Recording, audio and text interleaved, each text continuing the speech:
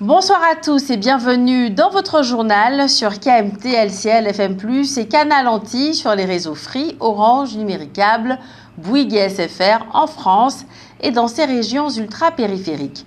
Voici quelques-uns des sujets que nous allons aborder ce soir. En mai 2026, plusieurs changements vont affecter notre quotidien. Le docteur Mukwege a reçu un accueil exceptionnel aux Anses d'Arlet.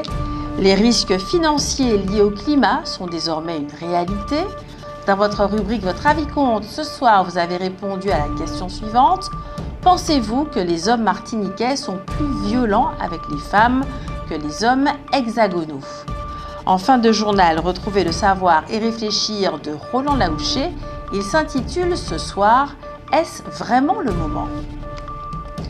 La citation du jour « Ne pas railler, ne pas déplorer », ne pas maudire, mais comprendre. Santé, cette conversation de 2 minutes avec votre boulangère pourrait bien être un bon exercice cérébral. De simples échanges de politesse peuvent constituer un véritable entraînement pour stimuler le cerveau et maintenir les capacités mentales au top. Aujourd'hui, l'air est de bonne qualité sur la côte Caraïbe, au centre et dans le sud. En revanche, il est de qualité moyenne sur la côte Atlantique. C'est à partir du 27 mai qu'il sera possible de percevoir les 50 € d'aide à l'essence que propose le gouvernement. Toutes les démarches se font en ligne. Bien entendu, un certain nombre de conditions sont requises, en particulier que le véhicule soit un véhicule professionnel, c'est-à-dire qu'il serve à remplir une mission. Le docteur Mukwege a reçu un accueil exceptionnel aux Anses d'Arlet. Une avenue porte même désormais son nom. Le gynécologue congolais, prix Nobel, s'est déclaré très ému par cet accueil. Il se bat depuis de longues années pour que le viol ne soit pas considéré comme une arme de guerre par les belligérants, comme c'est souvent le cas en Afrique.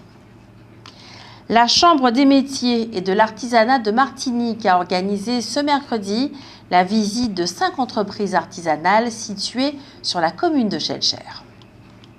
Dans le cadre de sa mission d'accompagnement et de valorisation de l'artisanat, la Chambre des métiers et de l'artisanat Martinique organise régulièrement des visites d'entreprises.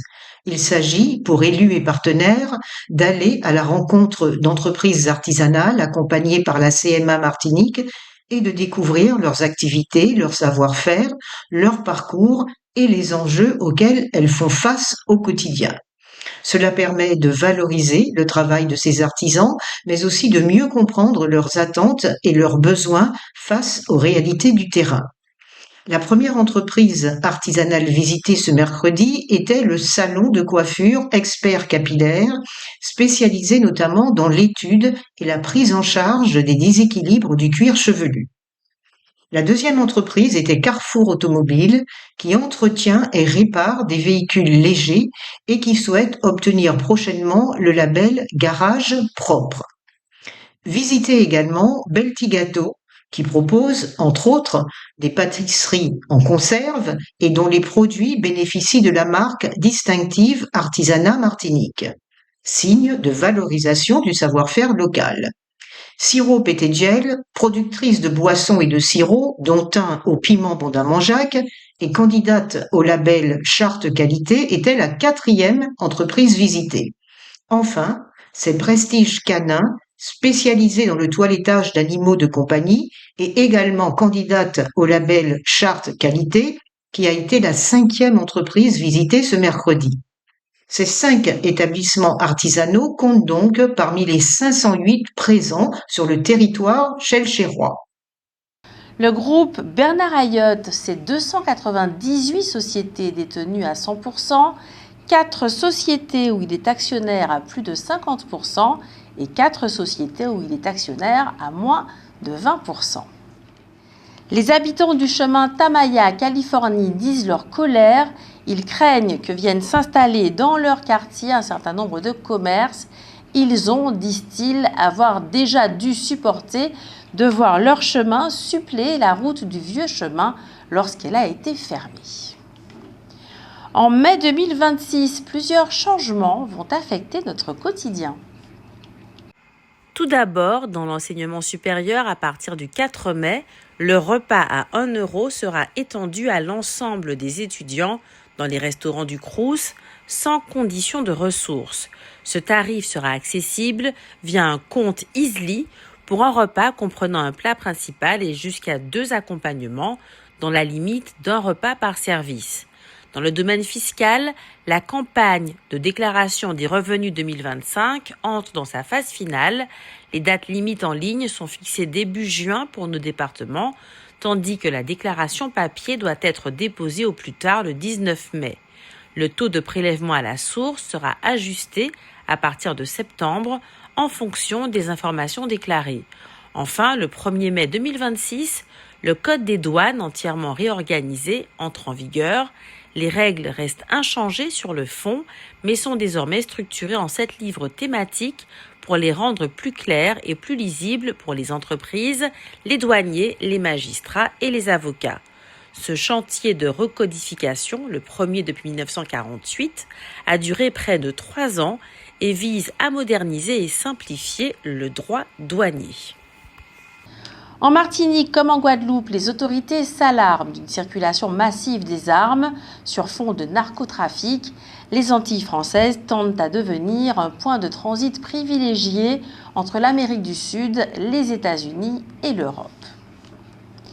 Martinique Convergence a signé un accord avec la direction de l'action culturelle, la DAC, au terme duquel les deux structures affirment vouloir œuvrer pour que la culture soit véritablement un moteur du développement économique en Martinique. Les risques financiers liés au climat sont désormais une réalité. 80% des entreprises ont subi des perturbations opérationnelles, des fermetures temporaires et une hausse de plus de 150% des coûts d'assurance liés au changement climatique. De fait, les phénomènes climatiques extrêmes gagnent en fréquence et en intensité et tendent à devenir une nouvelle norme. Les compagnies d'assurance pourraient même ne plus couvrir certains territoires. Dans ce cas, les entreprises devraient assumer seules les coûts des dommages occasionnés, ce qui risque de fragiliser grandement le tissu productif. En 2015, Henri de Castries, alors dirigeant d'AXA, avertissait: un monde à plus 2 degrés pourrait être assurable, mais un monde à plus 4 degrés ne le serait certainement pas. Dans certains territoires, ces chocs poussent d'ailleurs déjà des assureurs à se retirer. Ainsi, entre 2019 et 2024, 100 000 Californiens ont perdu leur couverture d'assurance suite aux incendies qui ont ravagé l'État. En France, la Direction générale des entreprises estime que 2 millions d'établissements sont fortement exposés aux risques de tempêtes et d'inondations, ce qui, bien évidemment, menace de nombreux emplois. À cela s'ajoutent les vagues de chaleur qui dégradent la productivité du travail. Une gestion préventive des risques climatiques devient donc une nécessité, car même si le coût de l'adaptation est élevé et se chiffre en milliards d'euros d'investissement d'ici à 2050, il demeure inférieur au coût de l'inaction. Pourtant, seuls 12% des entreprises ont défini une stratégie d'adaptation. Cela demande en effet des moyens financiers qu'en général les petites et moyennes entreprises ne possèdent pas, alors même que le peu de trésorerie dont elles disposent ne leur permet guère d'absorber un choc. Or, leur exposition est souvent très concrète, avec des dommages sur leurs bâtiments et leurs machines, des arrêts de production, des tensions logistiques et des effets dominos chez les fournisseurs ou les clients. Beaucoup d'entre elles, en outre, ne disposent pas d'une couverture adaptée aux inondations, glissements de terrain, submersions ou canicules. Les assurances devraient donc jouer ici un rôle décisif. Au-delà de l'indemnisation, elles pourraient contribuer à réduire les dommages en amont et à maintenir l'assurabilité du tissu économique, en offrant par exemple des bonus ou de meilleures conditions lorsque des mesures de prévention sont mises en place, en aidant, grâce à leur retour d'expérience, les PME à comprendre leur exposition et à agir, en proposant des services de prévention, diagnostic, recommandations opérationnelles et accompagnement vers des solutions adaptées. Les agents territoriaux reculent au maximum leur moment de partir à la retraite. Signe que leur travail n'est pas particulièrement éprouvant, ils font ainsi obstacle au recrutement de jeunes. Les fromagers qui fleurissent dispersent dans la nature leurs fibres cotonneuses qui sont très nocives pour la santé. Elles provoquent des difficultés à respirer ou des boutons sur la peau. Notons qu'une superstition accompagne le fromager. Il est déconseillé de le couper. Les fromagers devraient cesser de fleurir dans environ 2 semaines. Le marché immobilier de Dubaï, qui apparaissait encore récemment comme un véritable Eldorado pour les investisseurs, commence à se fissurer sous l'effet de la guerre au Moyen-Orient. Refroidi par le conflit opposant les États-Unis et Israël à l'Iran, ainsi que par les tirs de missiles et de drones ayant visé les Émirats arabes unis fin février, de nombreux acheteurs se mettent en retrait. Les promoteurs multiplient désormais les messages commerciaux agressifs, les offres spéciales et les baisses de prix pour tenter d'écouler leurs programmes, signe que la demande s'essouffle. Selon un rapport de Goldman Sachs, le nombre de ventes de logements sur plan a chuté d'environ 30% sur un an à Dubaï. Les acheteurs restent présents, mais ne sont plus prêts à payer les prix d'avant-crise. Ils exigent souvent des remises d'au moins 10 à 15%, parfois davantage pour les biens haut de gamme. Après une augmentation spectaculaire d'environ 60% des prix entre 2022 et le début de 2025, la tendance s'est inversée. En mars 2026, à Dubaï, les prix auraient reculé pour la première fois depuis la pandémie, de l'ordre de 5 à 6%. Ce retournement frappe aussi le marché locatif. De nombreux expatriés quittent l'Émirat, le tourisme ralentit et dans plusieurs quartiers déjà saturés en logements neufs, l'offre dépasse largement la demande. Des propriétaires peinent désormais à trouver des locataires et acceptent des baisses de 15 à 30% pour éviter que leurs biens restent vides. Conscient de l'importance de l'immobilier qui représente près de 10% du PIB de Dubaï et constitue une vitrine de son attractivité, le gouvernement tente de rassurer les investisseurs. L'émir a ainsi présenté le détail d'un vaste projet, la Gold Line, une nouvelle ligne de métro de 42 km et 18 stations, destinée à relier une quinzaine de zones stratégiques et plus de 50 grands projets immobiliers, avec une mise en service prévue à l'horizon 2032. Ce type d'annonce vise à montrer que malgré les tensions régionales, Dubaï continue d'investir massivement dans ses infrastructures pour rester un pôle attractif. Au mois de février, le Conseil de prud'homme de Paris a rendu sa décision. Le Paris Saint-Germain devra verser environ 61 millions d'euros à Kylian Mbappé pour des salaires, des primes impayées et des congés payés. Kylian Mbappé a joué au Paris Saint-Germain de 2017 à 2024. Le transport scolaire est encore perturbé. Les salariés de l'entreprise Transaglo, en grève depuis le 17 mars dernier, ont bloqué un dépôt de cars à Pelletier, au Lamentin.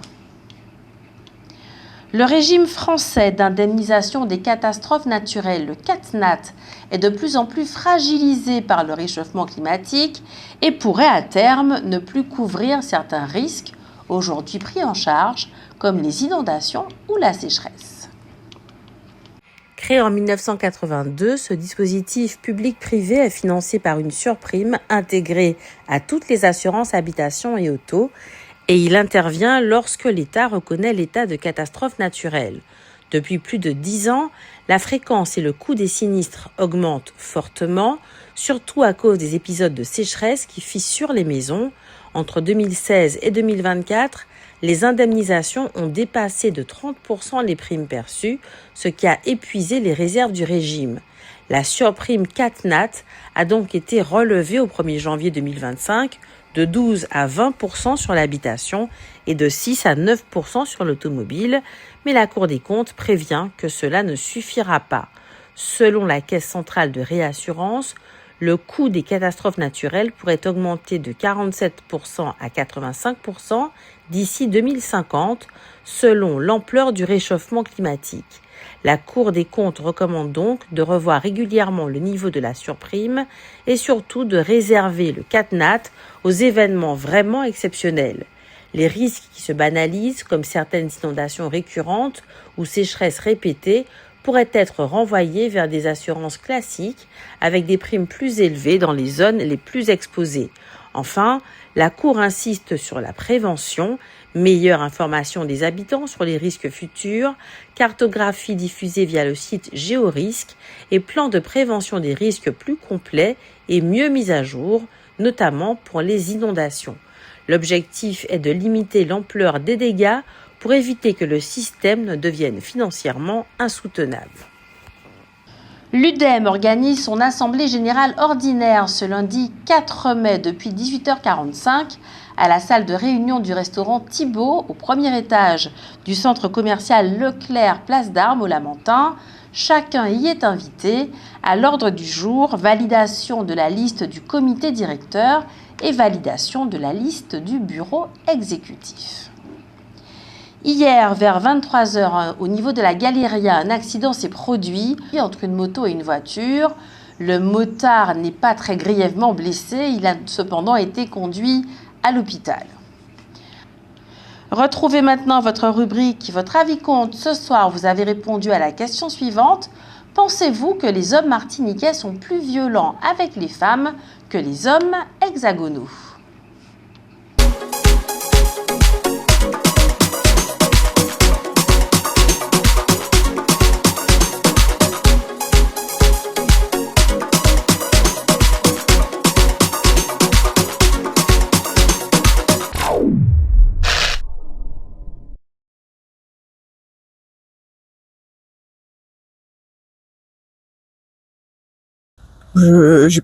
Je ne crois pas. Je ne crois pas. À mon avis, non. Ça doit être pareil. Oui, je pense que ça doit être pareil. Enfin, j'ai pas d'expérience. J'ai pas d'expérience, donc je pense que ça doit être pareil. Il y a des hommes violents, aussi bien les Martiniquais que les hexagonaux, comme vous dites. Oui. Je pense qu'il y a une forme de violence qui est intériorisée et que, en fait, ils s'en rendent pas compte, mais que c'est dans la culture surtout. Moi, je dis que les hommes sont pareils, et puis c'est tout, hein, que ce soit à droite, à gauche et tout ça. Hein. C'est dans le monde entier qu'on entend ça. Non, un homme est un homme, antillais ou étranger, non. La violence, ça fait pas partie de la nationalité, c'est un caractère, c'est une manière, parfois c'est l'éducation. Voilà. Non, je dirais pas qu'ils sont plus violents, mais ils ont une autorité plus, on dirait un peu plus agressif, mais qui est pas vraiment agressif. C'est le type antillais qui est comme ça, voilà. Que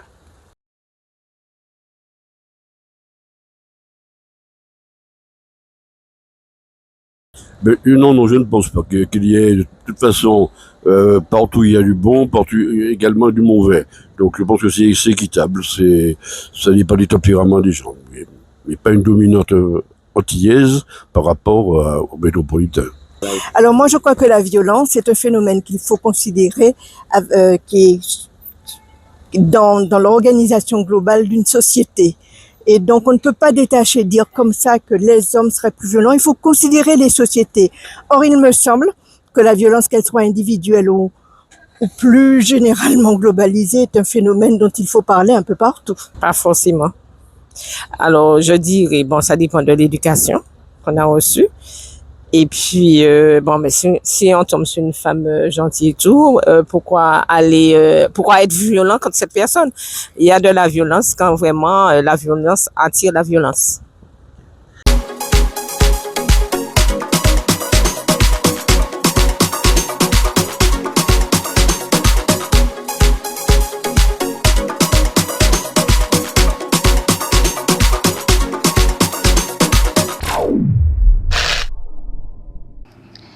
Passons au savoir et réfléchir de Roland Laouché. Il s'intitule ce soir « Est-ce vraiment le moment ?»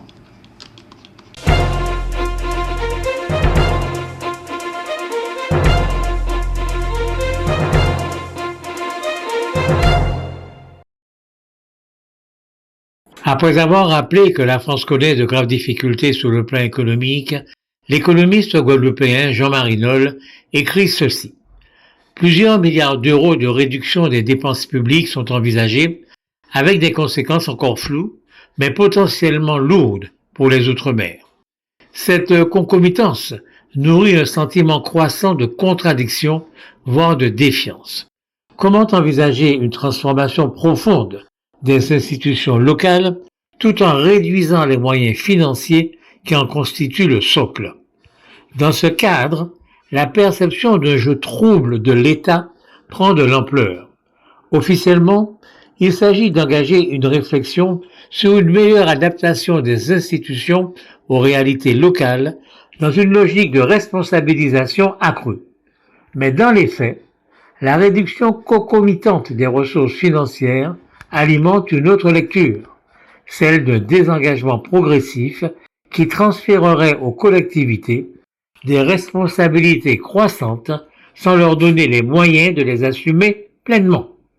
Cette hypothèse, qu'elle soit fondée ou non, s'installe durablement dans le débat public et fragilise la confiance indispensable à toute évolution institutionnelle.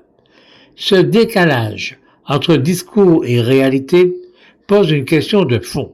Peut-on sérieusement envisager une autonomie accrue dans un contexte de contraction budgétaire et de crise économique globale? Car l'autonomie, au-delà de sa dimension politique, repose sur une capacité économique et financière réelle.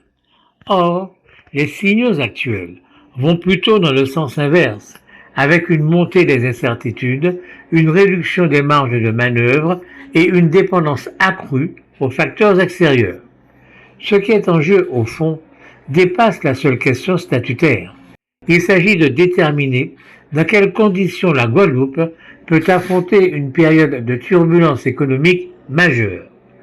Le maintien dans le cadre actuel offre une forme de sécurité, notamment à travers les mécanismes de solidarité nationale, tandis qu'une évolution vers un statut plus autonome impliquerait une capacité accrue à absorber les chocs dans un contexte où les ressources pourraient se raréfier. Dans ces conditions, la prudence apparaît non comme un frein, mais comme une nécessité. Elle suppose de replacer le débat sur l'évolution statutaire dans son contexte réel, celui d'une économie fragilisée, d'un État sous contrainte et d'un environnement international incertain. Fin de citation. Et c'est donc signé Jean-Marie Nolle. En résumé, ce que dit M. Nolle est clair. Selon lui, le moment est mal choisi pour se lancer dans l'autonomie, un système inédit dans lequel on devrait sans doute se passer de l'aide financière de l'État, en tout cas à son niveau actuel. Rappelons que c'est en principe une des priorités, sinon la priorité des partisans de l'autonomie. Ne pas voir réduire par l'État les capacités financières dont les régions ultra-périphériques bénéficient actuellement. C'est au nom de ce principe que Serge Letchimy, le porte-drapeau de l'autonomie actuellement, avait appelé à voter non à l'évolution statutaire proposée à l'occasion du référendum du 10 janvier 2010. Dans notre sujet santé ce soir, il est question de maux de tête. Rares sont ceux et celles qui n'ont jamais eu de maux de tête. Le phénomène est le plus souvent très banal. Tant qu'il reste occasionnel et supportable, il n'est pas nécessaire de consulter votre médecin, surtout si l'aspirine ou le paracétamol sont efficaces. Mais dans 4 autres cas de figure, il faut consulter pour établir un diagnostic et choisir le traitement le plus adapté. Quand le mal de tête débute brutalement comme un coup de tonnerre et que le niveau de la douleur est insupportable, il faut craindre une urgence et se faire emmener à l'hôpital sans attendre, voire ne pas hésiter à appeler le SAMU. Des explorations devront être rapidement faites pour poser le diagnostic et mettre en place le traitement le plus adapté. Deuxièmement, si les douleurs sont relativement récentes et s'aggravent en faisant de plus en plus mal, la crainte qu'un processus soit en train de se développer dans la tête nécessite une hospitalisation sans attendre. Il constitue aussi une forme d'urgence neurologique. Troisièmement, si les 2 premiers cas de figure sont rares et ne représentent heureusement que moins de 10% des cas rencontrés, cette troisième possibilité est très fréquente. Il s'agit de douleurs permanentes en place du matin au soir et du soir au matin. Tout examen complémentaire est inutile car on ne trouve jamais rien. Quatrièmement, les maux de tête évoluant par crise. il faut impérativement consulter votre médecin traitant car le diagnostic le plus probable est celui d'une migraine. La crise durant de quelques heures à 48 heures. En synthèse, 3 questions vous permettront de vous faire une idée du diagnostic et d'agir en conséquence. Premièrement, depuis quand avez-vous mal à la tête? Deuxièmement, comment cela a-t-il commencé? Et troisièmement, avez-vous mal tout le temps ou par moment? Votre médecin peut vous aider dans ces cas-là. Consultez-le. C'est ainsi que s'achève cette édition. Je vous remercie de l'avoir suivi. Je remercie tous ceux qui y ont participé. Jordan Adélaïde, Jean-Michel Césaire, Jenny Georges, Getty Galva, Sarah Verne, Hugues Blandy, Marie-Josée Joseph et Roland Laouché. Cette édition est diffusée à 18h30, 20h, 22h et demain à 6h25. Elle est également disponible en multidiffusion sur Canal Antilles, sur les réseaux Free, Orange, Numéricable et Bouygues en France. Vous pouvez bien entendu revoir votre journal sur kmttélévision.fr. Je vous souhaite une très bonne soirée et que Dieu garde la Martinique.